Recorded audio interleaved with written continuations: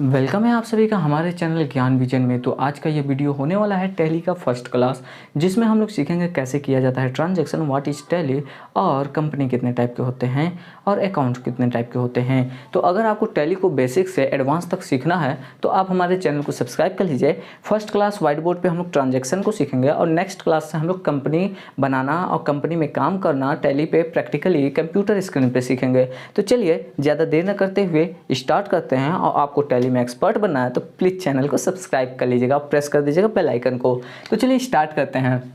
तो हम लोग टैली में सबसे पहले वर्ड यूज करते हैं टैली होता क्या है।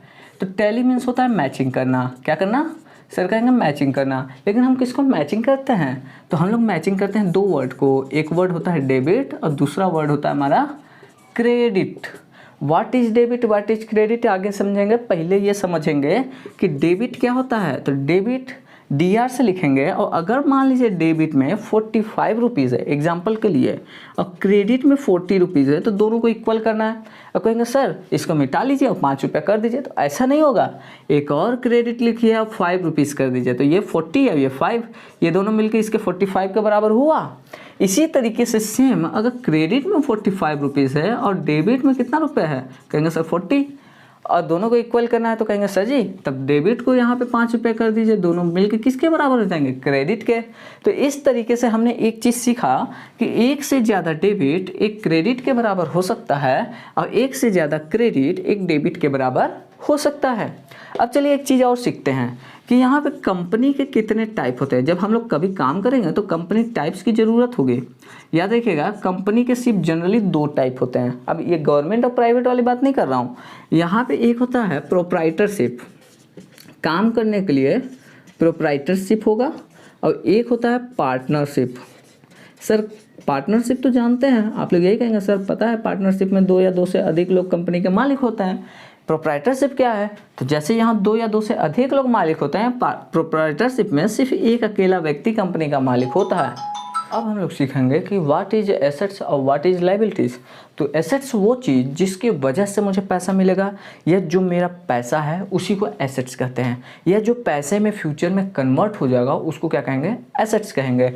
जैसे कि कैश मेरा एसेट्स है, ज़मीन और बिल्डिंग, मशीनरी, ये सारी चीज़ें मेरे एसेट्स हो सकती हैं जो फ्यूचर में मुझे पैसे के रूप में मिलेंगी या मेरे पैसे होंगे। बैंक में रखा हुआ पैसा, बैंक नहीं, बैंक में मेरा रखा हुआ पैसा मेरा एसेट्स होगा। डेटर, अब कहेंगे सर डेटर क्या होता है? डेप्टर वैसे लिखते हैं, डेटर होता क्या है? वो व्यक्ति जो फ्यूचर में मेरे को पैसा देने के लिए रिस्पॉन्सिबल है, जिम्मेदार। जैसे समझिए मेरे से कोई उधार में सामान खरीद के गया और कहा कि मैं 3 दिन बाद आपको पैसा दूंगा, तो वो व्यक्ति जो 3 दिन बाद मुझे पैसा देने वाला है वो मेरे लिए डेटर होगा। और वो मेरे लिए एसेट्स इसलिए है क्योंकि वो मेरे पास पैसा वो अपने पास रखा हुआ है, तो वो मेरा क्या कहलाएगा? डेटर कहलाएगा। या कोई उधार मेरे से सामान पैसे लेके गया है, सॉरी उधार मतलब ऐसे मान लीजिए कर्ज लेके गया, तो मेरे से अगर कहा कि भाई मेरे को 5,000 की ज़रूरत है और मैं तुमको 3 दिन बाद दे दूंगा, तो 3 दिन बाद 10 दिन बाद जब भी देने वाला है वो व्यक्ति, तो मेरे लिए वो कहलाएगा डेटर, कि मुझे पैसा उससे मिलने वाला है, मेरा पैसा उसके पास है, तो वो मेरे लिए एसेट्स में आएगा। मतलब आपने क्या सीखा? वो लोग या वो व्यक्ति जो मुझे पैसा देंगे फ्यूचर में वो मेरे लिए डेटर हैं और वो हमारा एक तरीके का एसेट्स है। और एसेट्स क्या है? जो फ्यूचर में पैसे में के रूप में कन्वर्ट हो सके या मेरा पैसा हो, तो वो मेरे लिए क्या होगा? एसेट्स होगा। जैसे बिल्स रिसीवेबल, कुछ बिल्स का पैसे मुझे लेने हैं, तो वो होगा हम लोग का क्या चीज़? बिल्स रिसीवेबल, वो भी हमारा एसेट्स है। जस्ट इसके अपोजिट होता है हम लोग का लायबिलिटीज। लायबिलिटीज क्या होता है? दायित्व हिंदी में बोले तो, एसेट्स हिंदी में बोले तो संपत्ति। लायबिलिटीज का मतलब होता है जिसमें हम पैसा किसी को देने के लिए बाध्य हैं। जैसे कैपिटल, अब कैपिटल क्या है वो हम आगे अभी डिस्कस करते हैं। कैपिटल वो है जिसको हम फ्यूचर में मान लीजिए कंपनी में मालिक ने पैसा लगाया, तो हम फ्यूचर में कंपनी के रूप में ये सोचते हैं कि मुझे मालिक का पैसा रिटर्न करना है। मालिक का पैसा मुझे रिटर्न करना है, तो वो मालिक का पैसा जो है वो हमारे ऊपर लायबिलिटी बनी हुई है। अब मालिक के पैसे को ही हम लोग क्या कहते हैं? कैपिटल कहते हैं। मालिक के पैसों को क्या कहेंगे? कैपिटल कहेंगे। लोन, अगर किसी बैंक से किसी जगह से मैंने लोन लिया है तो उसको क्या मान के चलेंगे? वो भी हमारे लिए लायबिलिटीज है जिसे मुझे पे करना है। बिल्स पेबल, कुछ बिल्स के पैसे पे करने होंगे तो उसी को हम लोग के बिल्स पेबल में रखते हैं, जिनको हम लोग लायबिलिटीज मानेंगे क्योंकि कुछ पैसे पे करने हैं, जिस भी वजह से मेरे पास से पैसा जाना है वो मेरे लिए क्या होगा? लायबिलिटीज होगा। क्रेडिटर सिमिलर है डेटर की तरह। क्रेडिटर वो व्यक्ति होगा जिसको मुझे पैसा देना है। जैसे उधार में मैं खरीद के आ गया 5,000 का कोई लैपटॉप, अब मुझे ये फ्यूचर में उनको पैसा देना है, तो जिनको भी मुझे फ्यूचर में पैसा देना है वो मेरे लिए क्या कहलाएंगे, क्रेडिटर कहलाएंगे। आई होप इतना क्लियर हुआ होगा आप लोगों को। तो लाइबिलिटीज वो जिस भी वजह से मुझे पैसा देना है, और एसेट्स वो जिस भी वजह से मुझे पैसा मिलेगा या मेरा पैसा होगा वो मेरे लिए क्या होगा, एसेट्स होगा। इतना क्लियर होने के बाद एक चीज़ और सीख लीजिए इसी में कि अगर मिस्टर एक्स, ये हमारे मिस्टर एक्स हैं, छोटे से मिस्टर एक्स, इन्होंने एक कंपनी खोला ज़ियान लिमिटेड, ऐसे कर दीजिए, ज़ियान लिमिटेड नाम का एक कंपनी खोल लिया। अब इन्होंने ये कंपनी खोला, वो अपने कंपनी में लगाया 1 लाख रुपए। तो ये जो 1 लाख रुपए मालिक ने पैसा कंपनी में लगाया, इसी पैसे को कहेंगे कैपिटल। क्या कहेंगे, कैपिटल। कहते हैं ना भैया पूंजी की ज़रूरत है बिजनेस स्टार्ट करने के लिए, वैसा ही कैपिटल हम लोग का क्या कहलाएगा, पूंजी कहलाएगा, जो मालिक अपनी कंपनी में लगाता है। सिर्फ पैसे को कैपिटल नहीं कर सकते। अगर मालिक ने कुछ लैपटॉप है, कहा कि भाई मेरे पास रखा हुआ है, ले जाओ इसको भी कंपनी में यूज कर लेना, तो ये लैपटॉप का जितना दाम होगा 25,000 26,000, वो भी हम लोग के ऊपर कैपिटल का लाइबिलिटीज़ बन जाएगी। समझे बात को। तो मशीनरी जो अगर कंपनी में मालिक ने लगाया तो वो कैपिटल के नाम से हमारे ऊपर क्या बन जाएगी, लाइबिलिटीज़ बन जाएगी। तो इस तरीके से हम लोग का कंपनी होता है। अब हाँ ये भी याद रखिएगा, मालिक एक अलग व्यक्ति के हिसाब से एंट्री करेगा और हम लोग एक कंपनी के हिसाब से एंट्री करेंगे कि मुझे फ्यूचर में मालिक का पैसा रिटर्न करना है। आई होप इतना क्लियर हुआ होगा। अब चलिए हम लोग जानते हैं types of accounts. Types of account का मतलब ऐसे समझिएगा, टाइप्स ऑफ अकाउंट में हम लोग को 3 अकाउंट आते हैं, रियल, नॉमिनल और पर्सनल। ऐसे समझिए, रियल चीज़ें जब भी मेरे पास आएंगी उसको डेबिट में लिखना है, जब भी मेरे पास से जाएंगी क्रेडिट में लिखना है।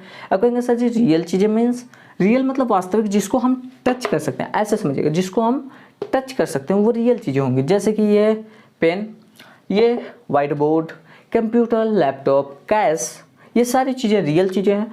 और वो चीज़ें मेरे पास अगर आती हैं तो डेबिट में, और वही चीज़ें अगर मेरे पास से जाती हैं तो क्रेडिट में। बस सिंपल। जैसे ये पेन मेरे पास से गया, मैंने किसी को दिया तो मैं पेन को क्रेडिट कर दूंगा, और अगर यही पेन किसी ने मुझे दिया, मेरे पास आया, तो मैं उसको कह दूंगा सर ये तो डेबिट में होगा, हाँ तो यही डेबिट में हो जाएगा। तो जब भी कोई रियल चीज़ें, टच करने वाली चीज़ें मेरे पास आएंगी तो उसको डेबिट में, और जाएंगी तो क्रेडिट में। अब ऐसे समझिए, मेरे पास से अगर कैश जा रहा है तो कैश भी रियल चीज़ है, टच होता है, तो उसको हम लोग कहाँ लिखेंगे, जा रहा है तो क्रेडिट में। और अगर किसी ने कैश मुझे दिया कि लो 5,000 रुपये, तो मेरे पास आया क्या, 5,000 रुपये कैश टच हो रहा है, तो उसको कहाँ लिख देंगे, डेबिट में। रियल मतलब जो चीज़ों को टच कर सकते हैं वो रियल अकाउंट होगा। जैसे कि लैपटॉप, कंप्यूटर, माउस, ये सारी चीज़ें हम लोग के रियल चीज़ें हैं। पेन भी रियल चीज़ है, टच हो रहा है ना, और वाइट बोर्ड भी रियल चीज़ है। पैसा, कैश भी हम लोग का टच होता है, पैसा भी रियल चीज़ है। तो जब भी रियल चीज़ें मेरे पास आएंगी, व्हाट कम्स इन, तो उसको डेबिट में लिखना है। कहाँ लिखना है सर जी, डेबिट में लिखना है, कहिएगा, ठीक है ना। और जब भी कोई रियल चीज़ें मेरे पास से जाएंगी उसको कहाँ लिखना है, क्रेडिट में लिखना है। सिंपल सा समझिए। जैसे मान लीजिए मैंने कहा कि 5,000 रुपये का लैपटॉप मेरे पास आया, तो लैपटॉप हमारे पास आया तो डेबिट में हो गया लैपटॉप। क्या हो गया, आने वाली चीज़ को कहाँ लिखना है, डेबिट में, तो डेबिट में हो गया क्या चीज़, लैपटॉप 5,000 का। अब क्रेडिट में किसको लिखना है, अब 5,000 का लैपटॉप आया तो गया कुछ मेरे पास से, सर पैसा गया होगा, तो जाने वाली चीज़ को कहाँ लिखना है, क्रेडिट में। तो क्रेडिट में क्या लिख दिए, कैश कितना, 5,000, बस सिंपल एंट्री खत्म। ऐसे ही हम लोग का कोई भी, क्योंकि अब क्रेडिट में कैश इसलिए लिखे क्योंकि कैश भी टच होता है, वो भी रियल चीज़ है। तो जब भी कोई रियल चीज़, टच होने वाली चीज़ मेरे पास आएगी तो डेबिट में, और जाएगी तो क्रेडिट में। अब चलिए इसी के जस्ट आगे बढ़ते हैं। आई होप इसको क्लियर किए होंगे आप लोग। मतलब जो भी चीज़ें मेरे पास आएंगी डेबिट में, और वो भी टच होने वाली चीज़ें होनी चाहिए तो डेबिट में, और कैश भी हो सकता है, पैसे भी हो सकते हैं, कैश तो पैसा ही होता है, और वाइट बोर्ड, लैपटॉप, माउस, जो भी फलाना ढिमकाना मशीनरी, जो भी चीज़ें आएगा वो सब डेबिट में, और जाएगा तो क्रेडिट में। नॉमिनल को आर्टिफिशियल अकाउंट भी कहते हैं, जिसको आप मतलब ऐसे समझिएगा कि अगर जिसका हम सिर्फ नाम यूज करते हैं, उसको देख नहीं सकते, छू नहीं सकते हैं। अब कहेंगे सर जी ऐसा तो नहीं है कोई चीज़, भूत मत बोल दीजिएगा, भूत नहीं होता। एग्जाम्पल मैं ही बता देता हूँ, सैलरी। कहेंगे सर सैलरी तो दिखता है, नहीं, नोटिस करिए सैलरी नहीं दिखता, आपको पैसे दिखते हैं। असल में पैसा मिलता है, सैलरी नहीं मिलता। सैलरी कैसा दिखता है, कैसा भी नहीं। तो यहाँ पे कहा जा सकता है सैलरी, आपको सैलरी के रूप में असल में पैसा मिलता है आपको। तो यहाँ पे हम बात करेंगे कि अगर मेरे को सैलरी मिला, ठीक है, तो मेरे पास असल में आया पैसा, न कि सैलरी आया। तो हम कह सकते हैं कि डेबिट में मेरे पास कैश आया और क्रेडिट में किसको, उस वजह को लिखेंगे जिस वजह से मुझे ये कैश मिला। किस वजह से मिला, सैलरी की वजह से। तो क्रेडिट में किसको लिख देंगे, सैलरी। जितना भी अमाउंट होगा एक्स वाई जेड ऐसे कर देते हैं, ठीक है। ऐसे ही समझिए, अगर मान लीजिए मैंने किसी को कमीशन दिया, क्या दिया, कमीशन। तो आप कहेंगे कमीशन दिया, तो असल में मैंने कमीशन नहीं दिया, पैसे दिए ना। खुद सोचिए कमीशन क्या होता है, पैसे दिया। तो क्रेडिट में आपने लिखा कि भाई मेरे पास से कैश गया एक्स वाई कुछ भी पैसे, और वजह क्या था देने का पैसा, कमीशन। तो उस वजह को डेबिट में लिख देंगे, क्या लिख देंगे, जैसे कि कमीशन हो गया। ये एग्जांपल बता रहा हूँ आपको। तो इस तरीके से हम लोग का क्या होता है, इस टाइप से एंट्रीज होती हैं। तो कभी भी कोई भी चीज़ जिसका सिर्फ नाम यूज कर रहे हैं वो नॉमिनल में होगा, या तो आर्टिफिशियल अकाउंट भी कह सकते हैं। अब यहाँ पे आता है रिसीवर एंड गिवर। अब यहाँ पे समझिएगा, रिसीवर गिवर में क्या होगा कि यहाँ पर किसी से पैसा मैंने रिसीव किया और किसी को पैसा मैंने दिया। जैसे कि मान लीजिए मैंने पैसा लिया अरुण से, तो अरुण से पैसा मैंने लिया, तो अरुण मेरा गिवर हो गया। तो क्रेडिट में हो जाएगा कौन, अरुण। अरुण ने मुझे 5,000 रुपये दिया, और डेबिट में मेरे पास असल में क्या आया, कैश। तो कैश यहाँ लिख देंगे। इसी तरीके से मैंने करण को 5,000 रुपये दिया, तो करण ने पैसे को रिसीव किया, वो रिसीवर है। तो डेबिट में किसका लिख देंगे, करण, और क्रेडिट में क्या लिख देंगे, कैश। कैश गया मेरे पास है, एक्स वाई जेड अमाउंट हो जाएगा। बात को समझे। तो कभी भी हम कोई चीज़ दे रहे हैं तो कौन पैसा को रिसीव कर रहा है या सामान को रिसीव कर रहा है, उसका नाम लिखेंगे। अब यहाँ पे कहीं भी अपना नाम नहीं लिखते हैं, क्योंकि हम तो खुद अकाउंट बना रहे हैं। कभी देखे हैं जहाँ पे आप उधारी सामान लेते हैं तो अपना नाम लिखता है, नहीं, आपका नाम लिखता है कि कितना रुपये आपसे उसको लेना है।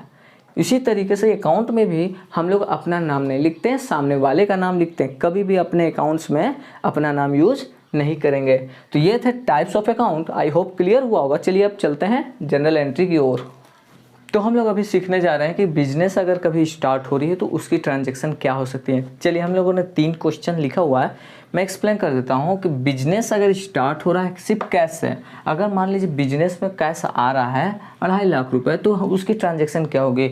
हम लोग कभी भी एंट्री मालिक बनकर नहीं, कंपनी बनकर करते हैं कि कंपनी में पैसा आ रहा है तो उसकी एंट्री क्या होगी। तो यहाँ याद रखिएगा, एक डेबिट होगा और क्रेडिट होगा। और हम लोगों ने बात किया था कि जब भी कुछ चीज़ आएगा तो उसको डेबिट में लिखेंगे।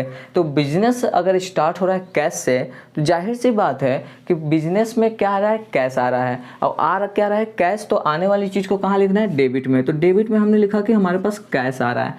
कितना आ रहा है, 2,50,000 रुपये। लेकिन अब बात आती है क्रेडिट में किसको लिखेंगे।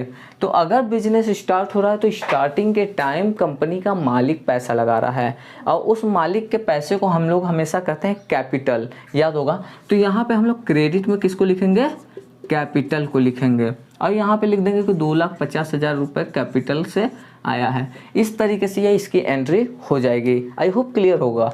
अब चलिए सेकेंड एंट्री पे आते हैं। यहाँ पे लिखा है बिजनेस स्टार्ट हो रहा है किसके है, 5 लाख रुपए कैश से, और साथ ही बैंक में भी 2 लाख रुपए रखा गया।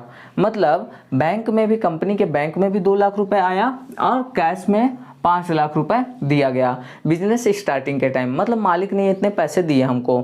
तो अगर बिजनेस के पास पैसा कितना आया, डेबिट में हम कहेंगे मेरे पास आया कैश में 5 लाख रुपए आया कंपनी में, और फिर डेबिट कर देंगे कि बैंक में भी पैसा आया। बैंक में कितना आया, 2 लाख रुपए। अब क्रेडिट में किसको लिखिएगा, क्रेडिट में वही वर्ड हो जाएगा क्या चीज़, कि मालिक ने पैसा लगाया। तो कैपिटल में हमने कह दिया कि 7 लाख रुपए पूंजी है। 7 लाख रुपए का पैसा मालिक ने लगाया, 5 लाख कैश में दिया और 2 लाख बैंक में दिया, क्योंकि आने वाली चीज़ों को हम लोग यहाँ लिखते हैं। अब बात करेंगे सर बैंक में। हाँ, तो बैंक में पैसा बढ़ रहा है ना, तो जिस भी बैंक अकाउंट में पैसा बढ़ रहा है उसको डेबिट में लिखते हैं, बस ये समझिएगा। और जब भी बैंक से पैसा कम होगा तो समझिए उसको क्रेडिट में लिखना है। आगे आएंगे, यहाँ पे लिखा है बिजनेस स्टार्ट हुआ 2 लाख रुपए कैश से और मशीनरी लगाया गया 3 लाख। जैसे समझिए कोई कंपनी बनाया गया, कंपनी में 2 लाख रुपए कंपनी में लगाया गया, और साथ ही घर पे रखा हुआ था 5 लाख का मशीन या 3 लाख का मशीन, उसको भी कंपनी में लगाया गया। तो वो 3 लाख का जो मशीन उसने अपने तरफ से मालिक ने लगाया, वो भी तो उसका पैसे का था, तो वो भी तो हमारे लिए क्या है, कैपिटल बना, पूंजी बना। तो इसी तरीके से हम लोग क्या कहेंगे कि हमारे बिजनेस में क्या क्या आया, बिजनेस में आया कैश भी और बिजनेस में डेबिट में लिख देंगे क्या आया, मशीन भी, यहाँ पे लिख सकते हैं मशीनरी। कैश कितना आया 2 लाख रुपए, तो यहाँ 2 लाख लिख दीजिए। और मशीनरी कितने का आया 3 लाख रुपए का, तो यहाँ 3 लाख लिख दीजिए। अब क्रेडिट में किसको लिखेंगे, जाहिर सी बात है क्रेडिट में हम लोग लिखेंगे वही मालिक का पैसा है तो कैपिटल ही लिखेंगे। कैपिटल कितना हो गया, दोनों को जोड़ के लिख देंगे 5 लाख रुपए। आई होप इतना क्लियर हुआ होगा आपको कि इस तरीके से इस टाइप की एंट्री की जाती है। स्टार्ट करते हैं कि परचेज का अगर ट्रांजैक्शन होगा तो उसको कैसे करेंगे। परचेज से रिलेटेड मैंने 3 क्वेश्चन बनाए हैं, उनके कुछ ट्रांजैक्शन हम लोग करके देखेंगे कैसे होगा। अगर कंपनी कुछ सामान खरीदती है तो उसकी ट्रांजैक्शन कैसे की जाएगी। तो यहाँ पे पहला क्वेश्चन समझिए, लिखा है परचेज लैपटॉप ऑफ ₹10,000 या 1 लाख, हाँ 1 लाख का है, एंड माउस खरीदा गया 250 रुपये का। तो यहाँ पे कह सकते हैं कि अगर परचेज किया गया है लैपटॉप तो यहाँ पे डेबिट तो होगा। अब कहेंगे सर परचेज किया है लैपटॉप तो हमारे पास क्या आया, परचेज मतलब खरीदना, अगर लैपटॉप को हमने खरीदा तो मेरे पास लैपटॉप आया, तो यहाँ पे तो हम लोग ये लिख देंगे कि लैपटॉप हो आया हम लोग के पास डेबिट में। फिर हमने क्या खरीदा, माउस भी खरीदा, तो माउस भी मेरे पास आया ना, तो डेबिट में एक और हम लोग क्या लिख देंगे कि मेरे पास माउस भी आया। अब यहाँ पे ऐसे कहेंगे कि इसका 1 लाख रुपए दाम था लैपटॉप का और इसका 250 रुपये दाम था। तो टोटल अगर मैं लैपटॉप और माउस खरीदा है और कोई इंस्ट्रक्शन इसमें नहीं दिया है तो समझ जाइए कि आपने उसको पैसा भी दिया होगा। और अगर मैंने कुछ चीज़ खरीदा है तो उसको मैंने पैसा दिया है तो मेरे पास से पैसा गया, तो जाने वाली चीज़ हमेशा कहाँ लिखते हैं, क्रेडिट में। तो यहाँ पे लिखेंगे क्रेडिट में कैश, और ये इन दोनों का अमाउंट आप जोड़ के लिखेंगे क्योंकि लैपटॉप का भी पैसा दिया गया और इसका भी दिया गया। आप कहीं सामान खरीदते हैं तो ऐसा तो नहीं देते हैं कि लैपटॉप का इतना रुपया हुआ और क्या कहते हैं माउस का इतना, अलग अलग तो नहीं देते हैं। तो वैसे ही आप जोड़ के कहते हैं लीजिए टोटल पैसा, वैसे ही कैश में भी हम लोग इसको जोड़ के लिख देंगे।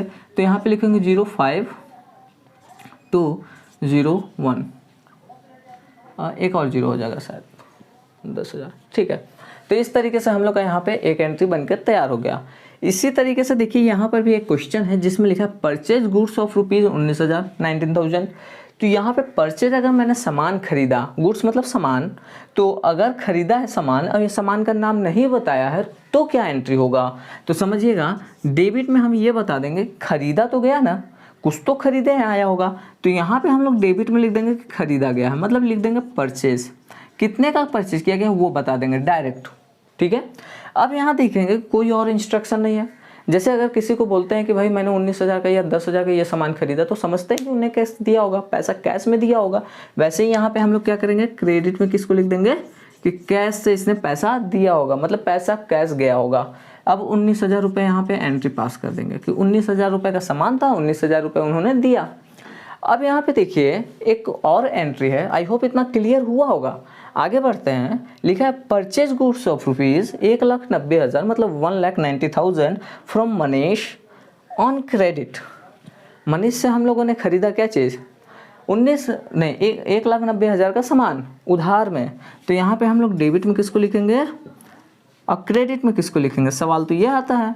देखिए कभी भी एंट्री देख के डरना नहीं है, सिंपल एंट्री पास करना है। ये लिखना है कि डेबिट में परचेज होगा 1,90,000 और क्रेडिट में क्या लिखना था हम लोग को, कैश ना, तो कैश लिख देंगे 1,90,000। लेकिन हमको तो पता चला क्रेडिट मतलब उधार होता है, मतलब कैश तो दिए नहीं होंगे हम लोग, तो यहाँ पे तो कैश गलत हो जाएगा, तो कैश को मिटा लेंगे और कैश के जगह पे हमको पैसा देना किसको है, मनीष को, तो उसका नाम लिख देंगे। समझ जाएंगे कि चलिए ठीक है कैश नहीं दिया है तो उसको पैसा देंगे। तो याद रखिएगा कुछ इस टाइप से परचेज की एंट्री की जाती है। आई होप इतना क्लियर हुआ होगा, अगर नहीं हुआ होगा तो आप पीछे थोड़ा करके वीडियो को ज़रूर देख लीजिएगा। चलिए आते हैं हम लोग अब सेल के ट्रांजैक्शन को सीखते हैं। कुछ क्वेश्चंस मैंने लिखा है कि अगर कंपनी में कुछ सामान सेल हो रहा है या हम लोग कुछ सेल कर रहे हैं तो उसकी ट्रांजैक्शन क्या होगी या उसकी एंट्री क्या होगी। तो चलिए पहला क्वेश्चन समझते हैं। लिखा है सेल लैपटॉप ऑफ ₹25,000 और कीबोर्ड 1,000 का बेचा गया है, मतलब बेचा गया है लैपटॉप 25,000 का और कीबोर्ड 1,000 का, इसकी एंट्री क्या होगी। तो याद रखिएगा यहाँ पे हम लोग डेबिट में लिखेंगे क्या चीज़ और क्रेडिट में क्या चीज़ लिखेंगे। तो देखिए क्रेडिट में लिखेंगे लैपटॉप को, क्यों, क्योंकि लैपटॉप को अगर मैं सेल कर रहा हूँ तो मेरे पास क्या जा रहा है, लैपटॉप जा रहा है। तो क्रेडिट में लिखेंगे किसको, लैपटॉप को। कितने का लैपटॉप है, 25,000 का। अब सिर्फ क्या लैपटॉप ही बेचे हैं, नहीं, कहेंगे कि सर जी कीबोर्ड भी तो बेचे हैं, तो कीबोर्ड भी अगर बेचे हैं तो आप एक और क्रेडिट करिएगा और लिखिएगा क्या चीज़, कीबोर्ड। कितने का, 1000। अगर मैंने इतने का सामान ये सब बेचा है तो कितना रुपए मुझे रिसीव हुआ होगा।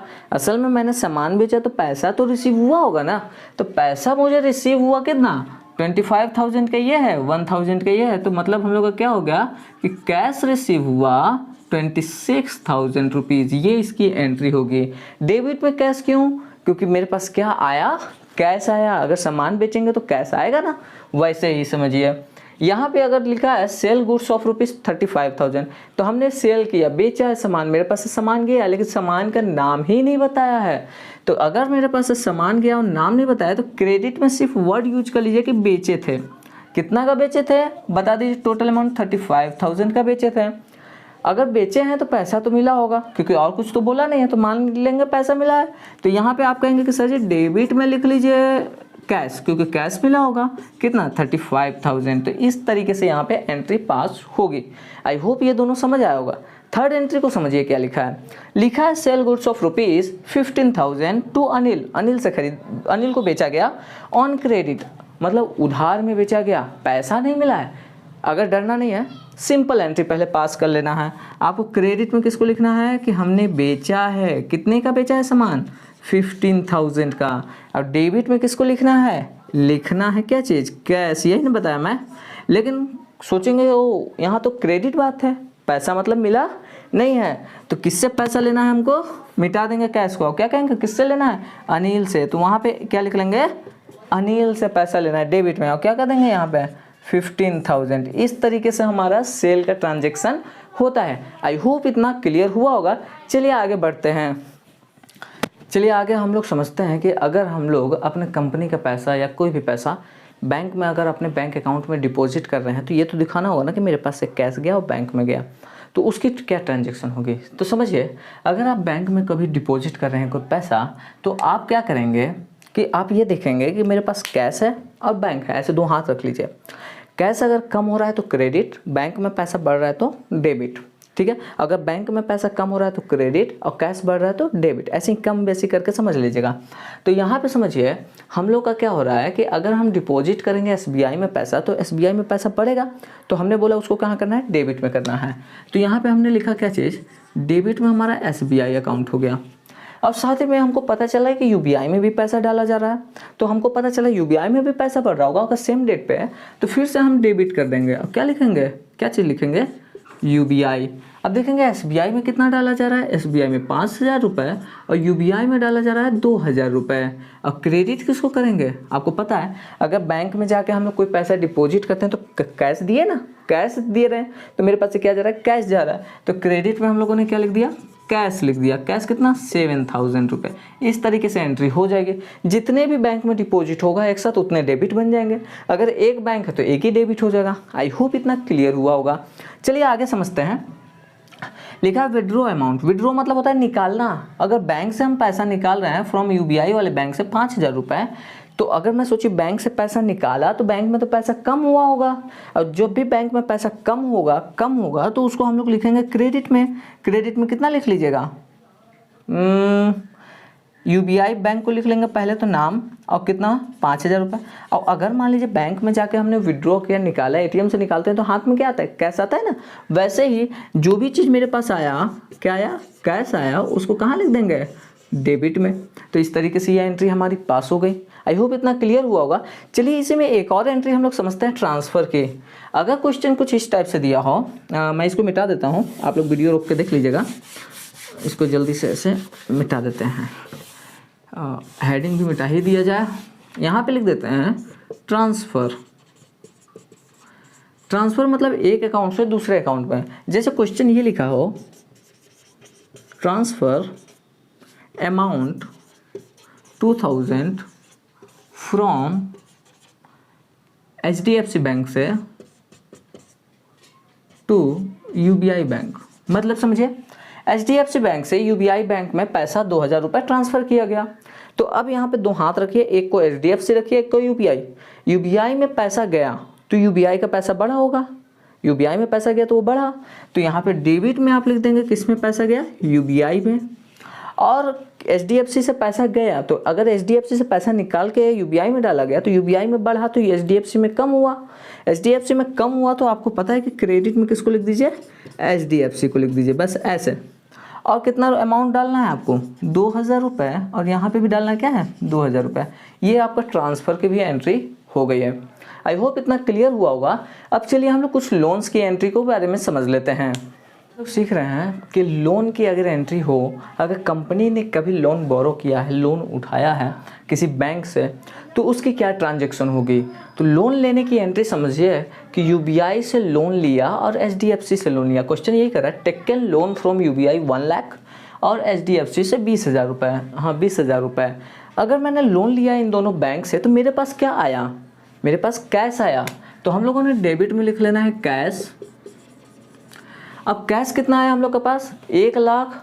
चलिए ठीक है, उसको रोक लेते हैं। समझने के लिए पहले एक और करेंगे, लोन हमने लिया किससे, तो लोन हमने UBI से लिया तो क्रेडिट में लिख देंगे UBI को, और फिर लिया है HDFC से तो क्रेडिट में लिख देंगे किसको, HDFC से।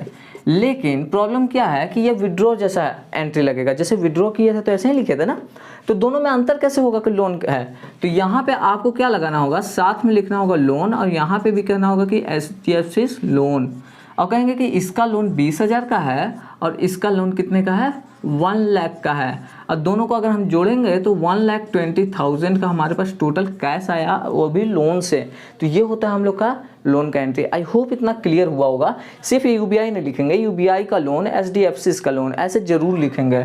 अब इंटरेस्ट की बात करते हैं। अगर हमने लोन लिया तो ब्याज पे करना होगा, तो वहाँ पे क्वेश्चन कह रहा है कि इंटरेस्ट पेड करना है 4%, ठीक है, उस अमाउंट पर जो हमने लोन लिया था UBI से, मतलब UBI का जितना लोन अमाउंट है ना, उस पर 4% ब्याज पे करना है। तो UBI का लोन का अमाउंट कितना है, 1 लाख है, और इसका 4% हम लोग का हो जाएगा 4,000 रुपीज़। तो इस तरीके से अगर हम इसकी एंट्री करने जाएं तो हम डेबिट में क्या लिखेंगे और क्रेडिट क्या लिखेंगे, आप समझिएगा। क्रेडिट में हम कैश लिखेंगे, क्योंकि अगर हम ब्याज दे रहे हैं तो असल में पैसा दे रहे हैं ना, तो यहाँ पे हम लोगों ने कह दिया कि कैश मेरे पास से गया।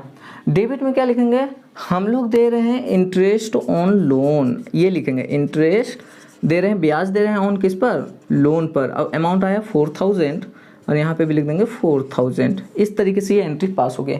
हाँ, अगर पेमेंट हुआ होता चेक से, कोई चेक काट के दिया होता, जैसे लिखा होता फ्रॉम, लेकिन if payment made by SBI cheque, SBI के चेक से हमने पेमेंट किया है, तो यहाँ पे देखिए कैश नहीं होगा। फिर अगर बोल दिया चेक से दिए हैं तो ये दिमाग में बना लेंगे कि चेक काट के दिए हैं तो कि हमारे बैंक अकाउंट से पैसा गया होगा। अगर मैं किसी को चेक दूंगा तो ये तो सोचूंगा ना मेरे बैंक अकाउंट से पैसा कम होगा, तो हम चेक की एंट्री नहीं करते, हम बैंक की एंट्री करते हैं। तो हम लोग क्रेडिट में लिख देंगे SBI बैंक हो जाएगा ऐसे। अब ऐसे समझिएगा, अगर वो बोला होता ओनली चेक तो हम लोग भी ओनली बोले होते बैंक, और अगर उसने बोला है कि SBI का चेक है तो हम लोग भी बोलेंगे SBI के अकाउंट से पैसा गया है। समझ गए, आई होप इतना क्लियर हुआ होगा। अब चलिए हम लोग एंट्री करते हैं डिस्काउंट की, क्योंकि हम लोग को डिस्काउंट के बारे में भी समझना होगा कि अगर परचेज और सेल में डिस्काउंट होता है तो कैसे करते हैं। तो अब हम जानने जा रहे हैं डिस्काउंट अगर हो परचेज और सेल में तो उसको कैसे करते हैं, क्योंकि ये भी एक इम्पॉर्टेंट चीज़ है। तो कई लोगों को ये एंट्री करने नहीं आता है। तो देखिए क्वेश्चन कह रहा है परचेज किया है हमने गुड्स 15,000 का और डिस्काउंट उस पर मिला है 2% का। तो डरना नहीं है, एकदम सिंपल सा एंट्री करना है। अभी मैं बताऊंगा, उसको ध्यान से समझिएगा। आपको पहले सिंपल एंट्री क्या होगा कि डेबिट लिखना है और थोड़ा सा एक लाइन छोड़ के लिख दीजिए क्रेडिट। डेबिट और क्रेडिट, हमको पता है कि डेबिट में परचेज लिखना है और परचेज में मैंने हमेशा बताया है टोटल अमाउंट डाल दीजिए 15,000 रुपये, ठीक है, क्योंकि हमने कितने का सामान खरीदा, 15,000 का। और फिर इसके बाद यहाँ पे इंस्ट्रक्शन के अकॉर्डिंग हमको पता है कि कैश पे हुआ होगा, तो कैश कितना रुपए पे हुआ। अब समझिए 15,000 का तो सामान है, लेकिन उस पर हमको मिल गया कितना परसेंट का डिस्काउंट, 2% का डिस्काउंट। अगर इसका मैं 2% निकालूँ तो 2 जीरो कट गया, 15 दूना 30, मतलब 300 रुपये हो गया डिस्काउंट का। तो 15,000 रुपये का मैंने टोटल पे किया होगा। बोलेंगे सर नहीं, आपने तो कैश डिस्काउंट के साथ दिया होगा, मतलब 1,300, मतलब इसमें से घटा दिया जाए तो 14,700 ही रुपये ओनली पेमेंट किया होगा। मैंने तो इतना ही पेमेंट किया होगा, लेकिन सामान कितने का था, 15,000 का था। अब यहाँ पे दोनों बराबर नहीं हो रहा है, डेबिट और क्रेडिट बराबर नहीं हो रहा है। कम कौन है, कम है सर क्रेडिट वाला।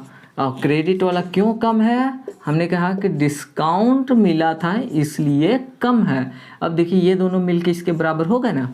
तो इस तरीके से परचेज में कभी डिस्काउंट है तो हम एंट्री पास करते हैं एकदम इजीली। फिर पीछे करके देख सकते हैं, पहले हम लोग को परचेज का टोटल अमाउंट लिख लेना है और फिर नीचे बताना है कि कितना रुपए पे हो रहा है या पे होना है, और फिर उसके बाद हम लोग डिसबैलेंस को मैच कर लेंगे अपने हिसाब से।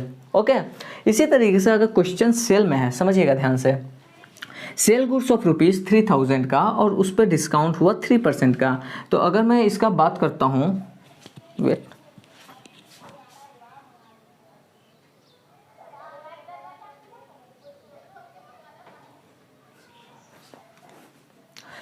हाँ, तो हम लोग कहाँ थे, सेल गुड्स ऑफ ₹3000 का और डिस्काउंट अलाउ हुआ 3%, ओनली 3%।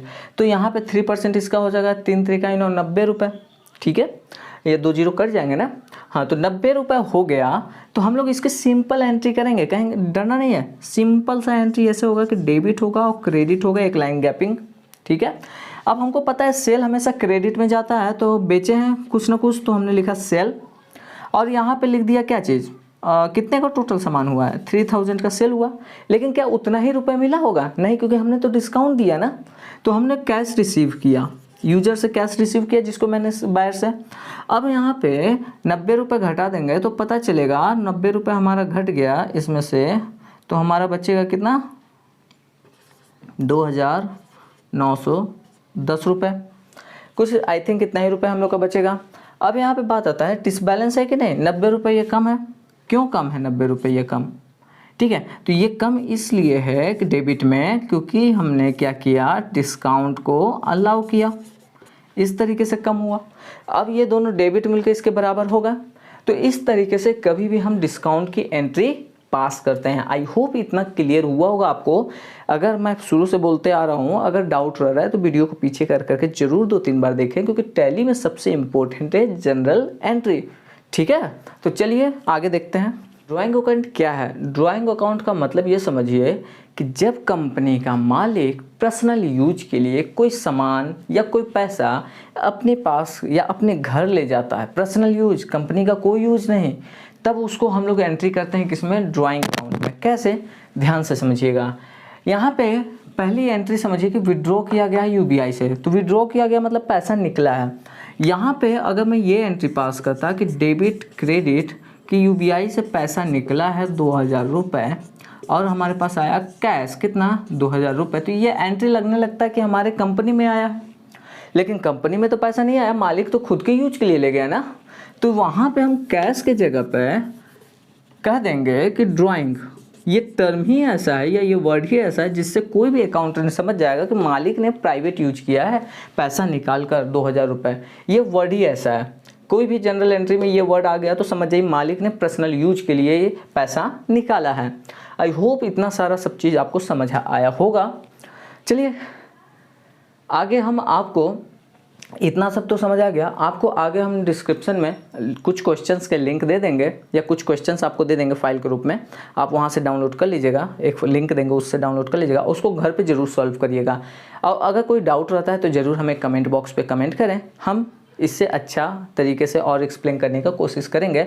और नेक्स्ट क्लास से हम लोग का स्टार्ट होगा कंप्यूटर पे कि कंपनी कैसे क्रिएट की जाती है, कैसे कैसे एंट्री होते हैं, क्या लेजर्स होते हैं। आई होप इतना समझ आया हो तो प्लीज़ चैनल को सब्सक्राइब कर लीजिए टैली को सीखने के लिए। टट्टा बाय एंड टेक केयर।